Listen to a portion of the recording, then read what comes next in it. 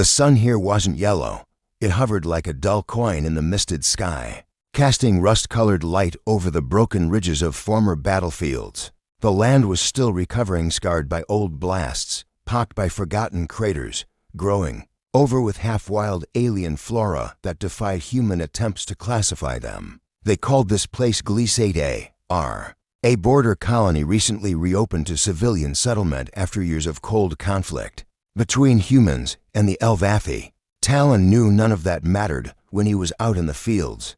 He dragged the irrigation cable across the uneven ground, sweat clinging to his back, sun-browned hands chafed from the grip. His father said they needed every acre to bloom by next quarter, or the subsidies would dry up and they'd be on the next outbound transport. This wasn't Earth. There were no second chances. The soil here fought them. It grew strange things hybrid. Vines that pulsed faintly under moonlight, ferns that curled away from human footsteps, trees that seemed to shift their branches when you weren't looking. But it also grew corn and root veg, and on the far ridge, bordering the drop into old no-man's land, something they hadn't planted at all, a grove. It had shown up overnight, or maybe it had always been there, just hidden behind the old mining ravine. Smooth trunks, not barked but scaled in silver-blue patterns, long, willowy leaves like threads of silver, and glowing fruit-soft amber orbs that pulsed like embers in the dark. His father warned him not to go near it.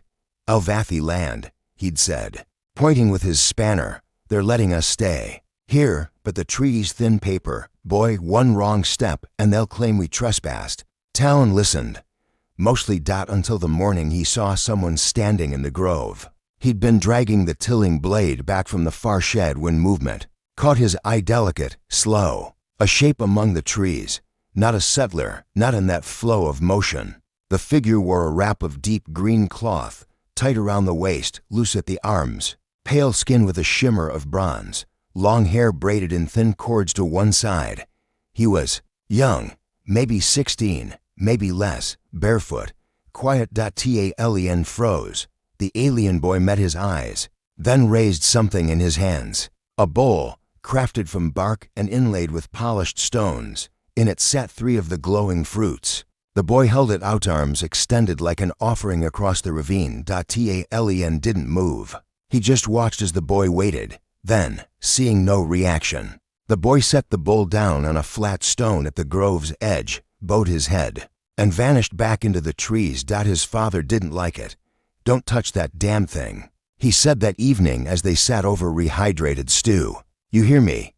What if it's a gift? Gifts come with terms. Terms become treaties. Treaties become traps. Eat."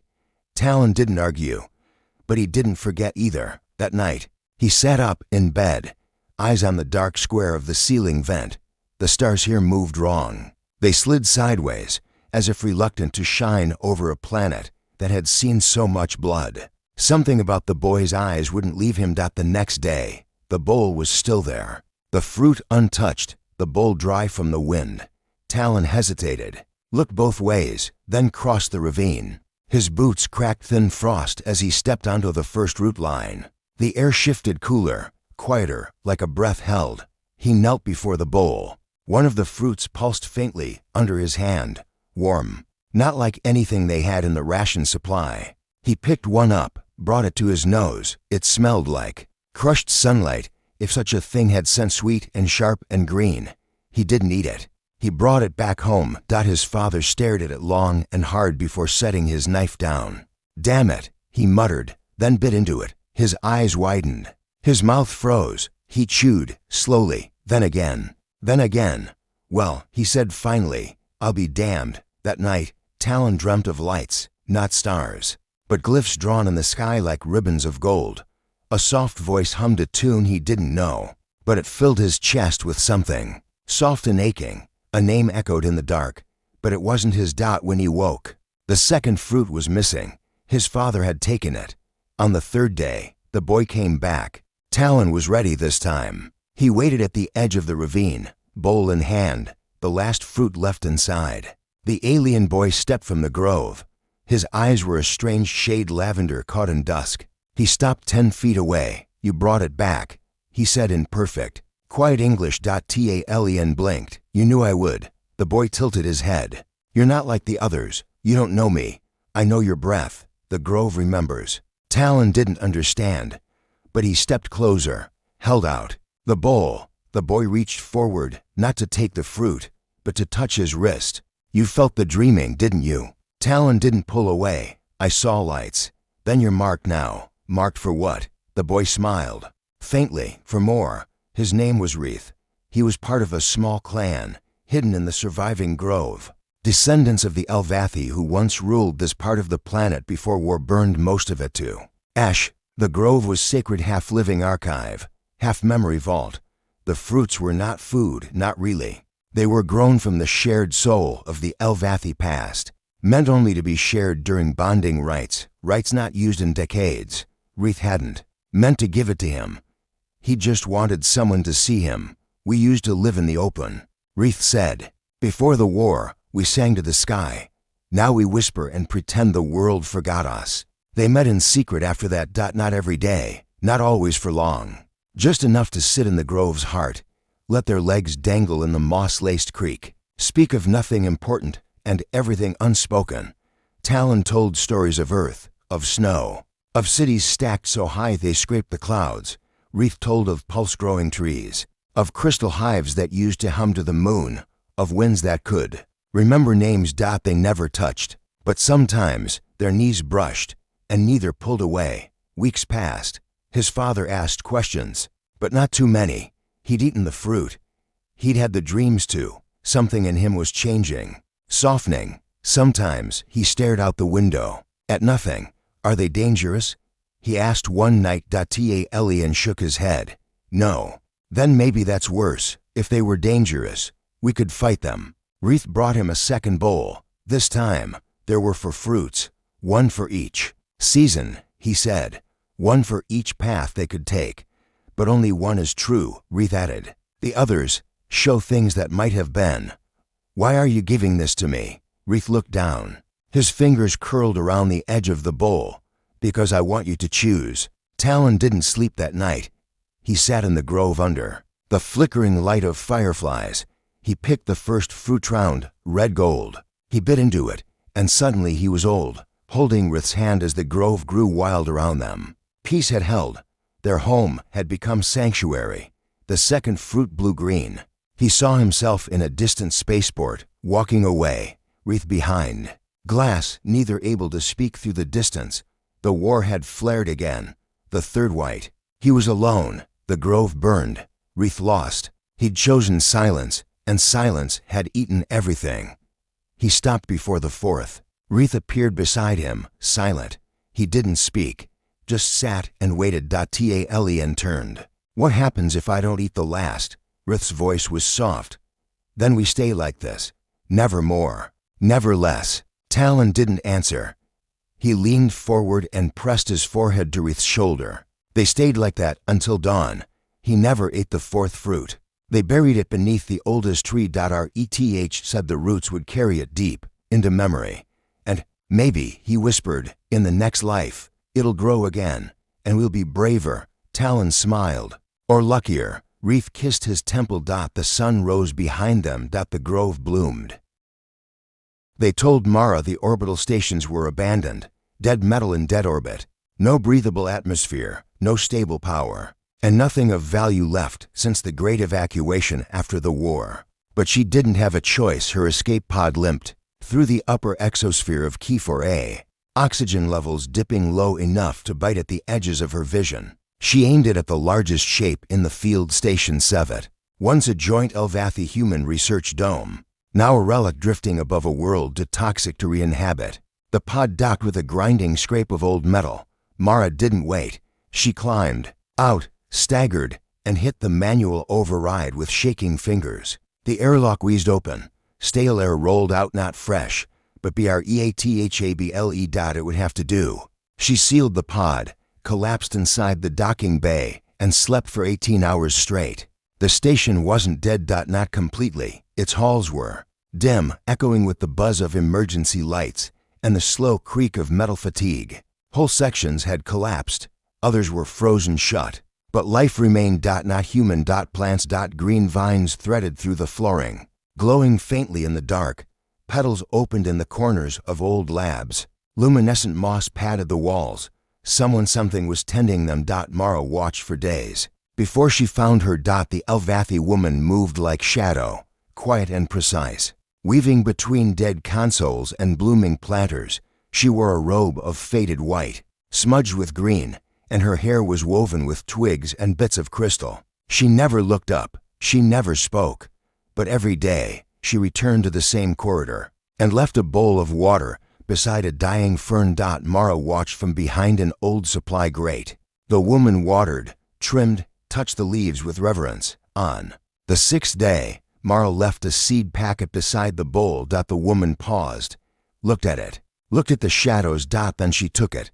They never introduced themselves, not at first. The Elvathi woman began leaving small gifts where Mara slept, fruit dried and spiced, carved wood figurines, flower cuttings. Mara returned the gesture with whatever she could spare: cloth scraps, filtered water, old preserved herbs. A silent exchange. Days stretched into weeks. They began tending the garden together. Without words. The dome's central greenhouse still held air. The plants thrived in the filtered sunlight, the soil rich with ash and memory. Mara wore gloves to protect her hands from the acidic dust that clung to the floor. The Elvathi woman didn't. She moved bare-handed, fearless. Mara watched her fingers press into the earth, watched the way she coaxed stubborn roots to grow. There was something secret in it, something soft. "You saved all this," Mara whispered. One day, the words spilling unplanned into the silence, the woman looked up. Her eyes were deep violet, rimmed with pale green lashes. Her gaze lingered on Mara's face. Then she spoke. Softly. Double quotes. "I didn't save it. I just stayed." Her name was Sali. She'd been born on the station before the war, raised among its glowing canopies and artificial sunrises. When the fighting began, she'd been evacuated with the Elvathi envoys, but she came back alone. "Because it still bloomed," she said, "and nothing else did." Mara understood. She'd lost her family on the ground below. One wrong wind, one slow evacuation ship, and the toxins did what bombs never could. She didn't cry when she told Sali, just sat beside her, digging through soil. Saleh didn't comfort her, but she touched Mara's hand lightly, intentionally, and said, "You can stay, if you wish." Mara didn't answer, but she didn't leave. Over time, Sali taught her the garden's ways, which vines needed sung to, which roots responded to heat, how to mix soil from decay, how to harvest sap without harming the bloom. They worked in rhythm. They breathed the same green air. Mara stopped sleeping near the pod.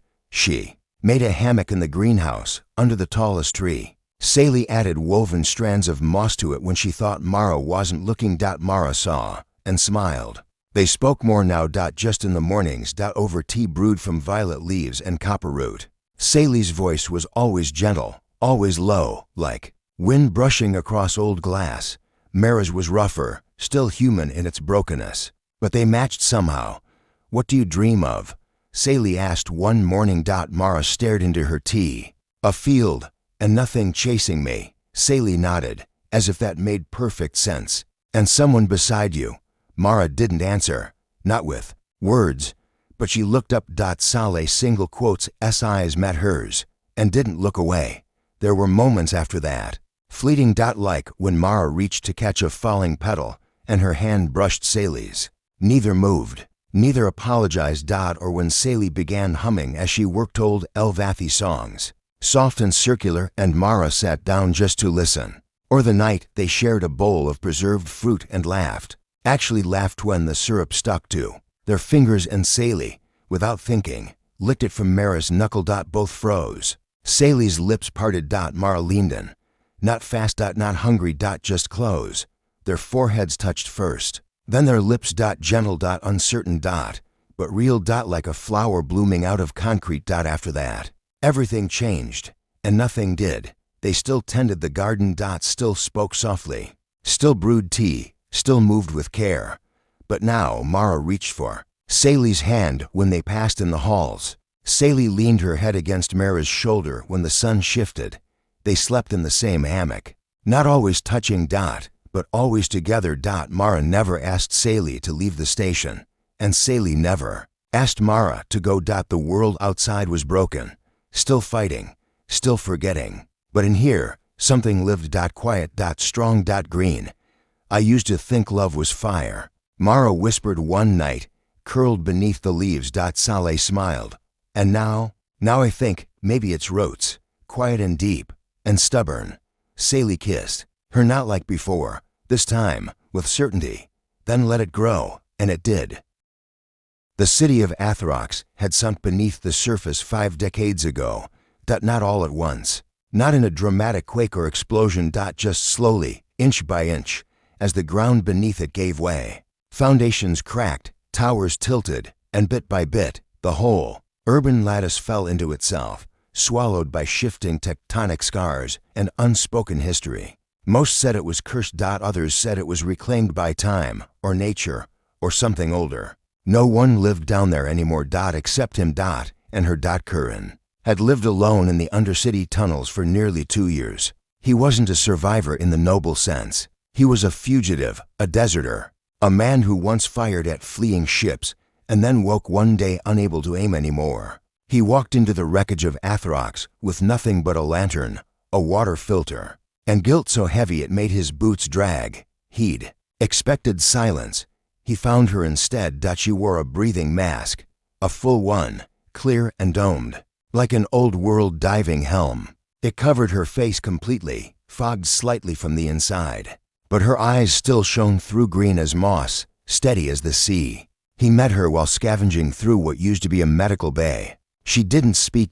Just held a finger to her lips and then pointed gently at a pressure plate he'd nearly stepped on. They stood in silence for a full minute. Then she turned and walked away. He followed. Her name, she would tell him later, was Thea, and her lungs couldn't process unfiltered atmosphere anymore. Not since the virus. Not since her kind had been exposed by the same bombs that ended the city above. She wasn't human, but she was close enough. And kind enough. To save him from the trap. Karen found her again 2 days later. In the ruins of a collapsed school. She was digging up old root systems, harvesting the sap that dripped from the tangled network that had taken over the stairwells. He didn't speak. Just helped. Afterward, she shared a chunk of hardened bark with him, sweet and earthy. He didn't ask if it was safe. He just ate. They became partners in silence. Not friends, not yet.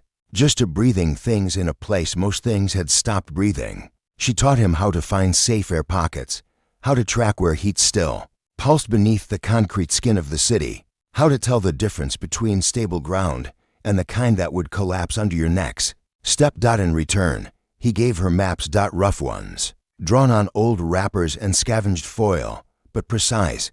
He had a mind for structure. She had a soul for survival. Then came the cave. Not a huge one. Not one that should have changed anything, but it did, because they were together, and when the ceiling fell, she shoved him clear and didn't make it out herself. He heard the breath hiss out of her mask before the world went black. He woke in the dark, bruised and coughing. She was pinned, half her leg crushed beneath a load-bearing beam. Her mask cracked. The hiss was louder now, wet and wrong. He scrambled to her side. Her hands fluttered toward him slow, like underwater wings. He thought she was asking for help. Then he realized she was offering him the mask. He stared at her. No, he rasped. She blinked once, slowly. Her hand closed around his wrist. You'll die. He choked out. Her breath fogged the mask. I know. Her voice came through barely, filtered and cracked. But only one of us has a chance. He looked at her and did something he hadn't done since the day he walked away from the war. He cried. He didn't take the mask. He stayed. Held her hand. And waited. But death didn't come. Not yet. Because when he slumped over beside her, body starved of oxygen, she did something he never expected. She twisted the release valve of her mask. And pressed it over his face and kissed him, not with lips, but with breath. She exhaled into the mask her breath, her filtered air, her life, and then she took it back. They shared one breath, again and again, over and over. Until help came. Help, of course. Wasn't rescue ships or military crews or anyone from the surface. Help was a scavenger tribe, not human. Not Thea's people either. Outcasts. Masked and cloaked. They moved through the dust like ghosts and carried both Karen and Thea into a hollow they called the lung, an ancient air filtration dome powered by geothermal vents. There, Thea's mask was repaired, and Karen woke up days later in a net hammock strung between two bent beams. She sat beside him, legs wrapped in a new brace. "You didn't leave," he murmured. "You didn't let me," she said. "They never said love. Not out loud. But they stayed. Built a small shelter together in the ruins of a sunken library. She wrote poetry on the walls in 3 languages. He carved maps into the stone, connecting safe zones and passageways.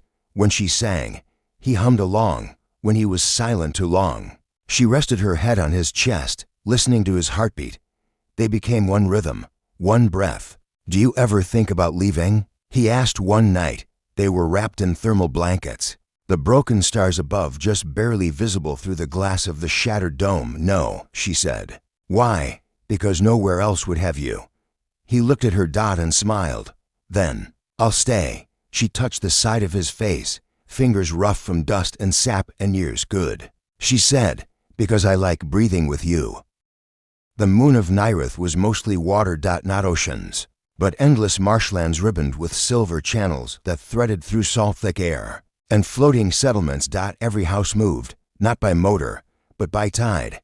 Some drifted a meter a day, others vanished into morning mist and never returned. It wasn't the kind of place anyone planned to live, but some people weren't made for fixed places. Neither was she. Van worked a stall in the drifting market of Grell Bay. She sold fruit.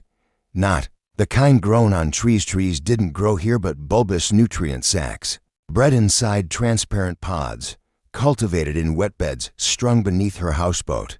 They were translucent, sweet, and faintly bioluminescent. Van called them sky spores. Others called them moonfruit. She never corrected them. She just sold them. Quietly. Politely, and always with eyes a little too far away. She noticed him on the 3rd market day, not because he said anything, but because he didn't. He just stood there. Watching her fruit. Not hungrily. Not warily, but like he was trying to understand what it meant. The way you might look at a memory that wasn't yours. He came back the next day. Still silent, still watching. "This time," she said, "do you want one?"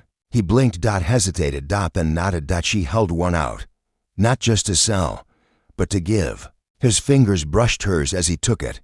He flinched. So did she. The fruit glowed brighter where they touched it. He bit into it, eyes wide. Then smaller. He swallowed, then said softly, "I didn't think it would taste like that." "What did you expect?" He looked down. "Bitterness." She tilted her head. "Why?" "Because that's what this world always gives." Vani didn't argue. She just said, "You haven't lived here long." His name was Calen. Half human, half something else. A refugee from the border riots, he said. He'd arrived on Nirith with nothing but a satchel full of data chips and a wrist scar, where a scanner had been forcibly removed. "I'm not important," he told her once. "But they think I know something." "Do you?" "No, doesn't matter," she said. "They'll still come." He started helping her at the stall, quietly. Without being asked. They didn't talk much at first. Just sorted fruit, scrubbed pod rings, bent over nutrient mixed together, hands brushing, eyes pretending not to notice.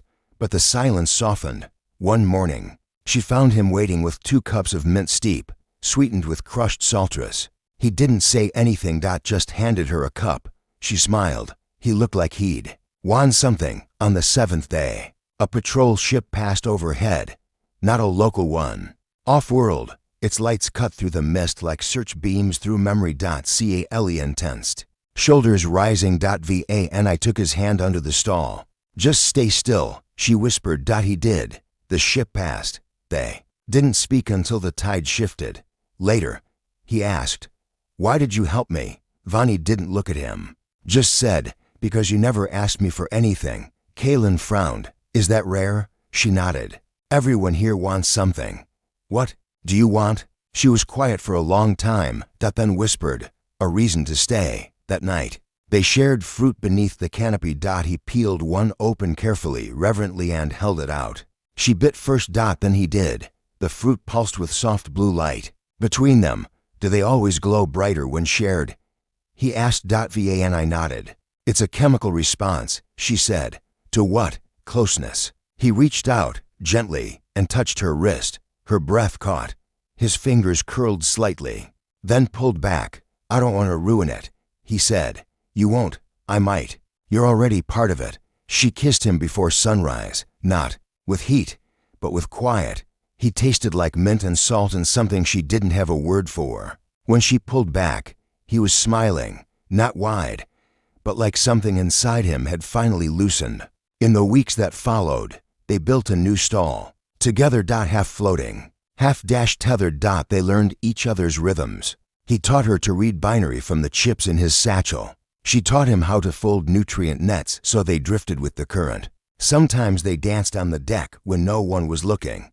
Other times they just sat in silence, watching the tide pull other houses past. One night, the patrol ship came back, but this time, it dropped anchor. Calen froze. Van handed him a pack.